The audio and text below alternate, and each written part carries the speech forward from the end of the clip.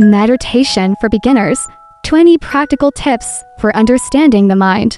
The most important habit I've formed in the last 10 years of forming habits is meditation. Hands down, bar none. Meditation has helped me to form all my other habits. It's helped me to become more peaceful, more focused, less worried about discomfort, more appreciative and attentive to everything in my life. I'm far from perfect, but it has helped me come a long way. Probably most importantly, it has helped me understand my own mind. Before I started meditating, I never thought about what was going on inside my head. It would just happen, and I would follow its commands like an automaton. These days, all of that still happens, but more and more, I am aware of what's going on. I can make a choice about whether to follow the commands. I understand myself better, not completely, but better, and that has given me increased flexibility and freedom. So I highly recommend this habit. And while I'm not saying it's easy, you can start small and get better and better as you practice. Don't expect to be good at first. That's why it's called practice. These tips aren't aimed at helping you to become an expert. They should help you get started and keep going. You don't have to implement them all at once. Try a few. Come back to this article. Try 1 or 2 more. 1. Sit for just 2 minutes. This will seem ridiculously easy, to just meditate for 2 minutes. That's perfect. Start with just 2 minutes a day for a week. If that goes well, increase by another 2 minutes and do that for a week.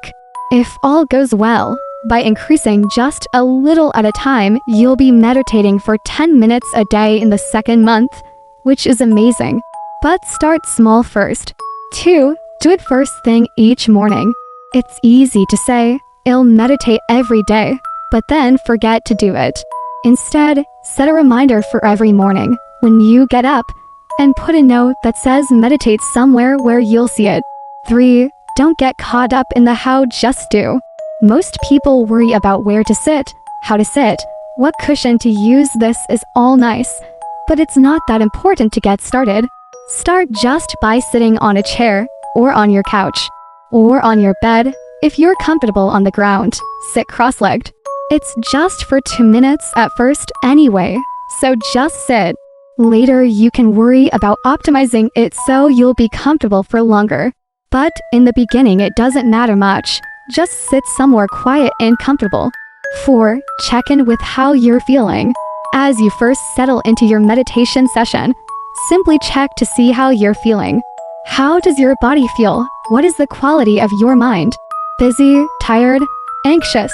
See whatever you're bringing to this meditation session as completely okay. 5. Count your breaths.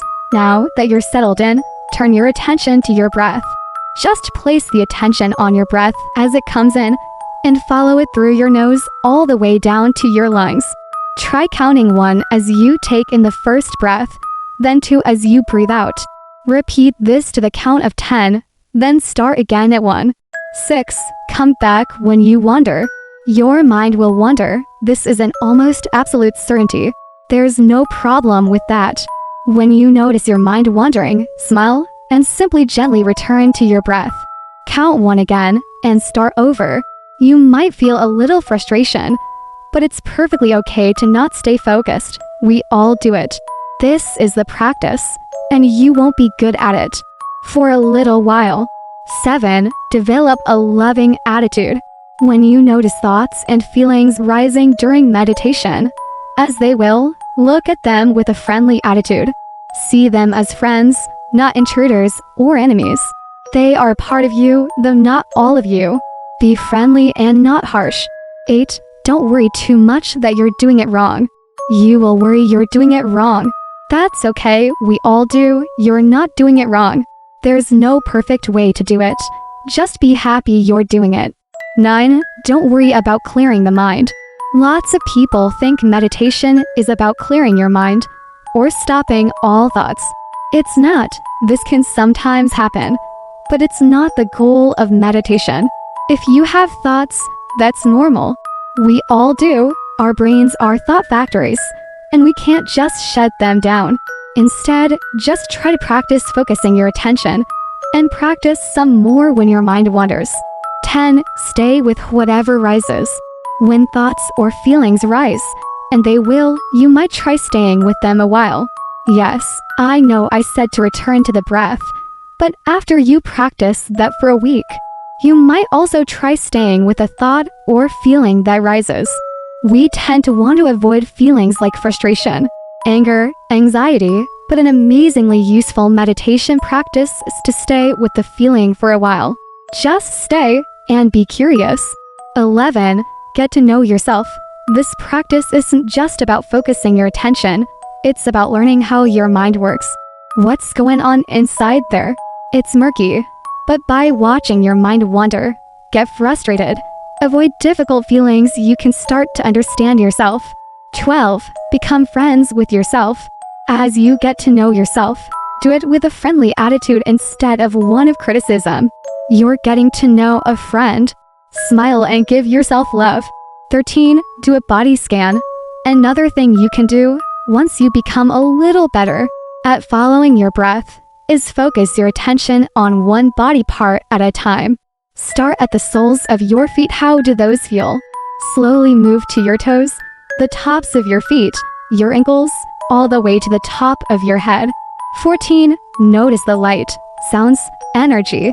Another place to put your attention, again, after you've practiced with your breath for at least a week, is the light all around you.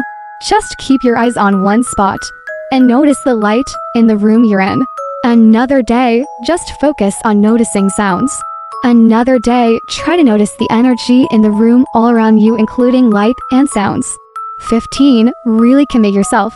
Don't just say, sure, I'll try this for a couple days. Really commit yourself to this. In your mind, be locked in for at least a month. 16. You can do it anywhere. If you're traveling or something comes up in the morning, you can do meditation in your office, in the park, during your commute. As you walk somewhere, sitting meditation is the best place to start. But in truth, you're practicing for this kind of mindfulness in your entire life. 17. Follow guided meditation.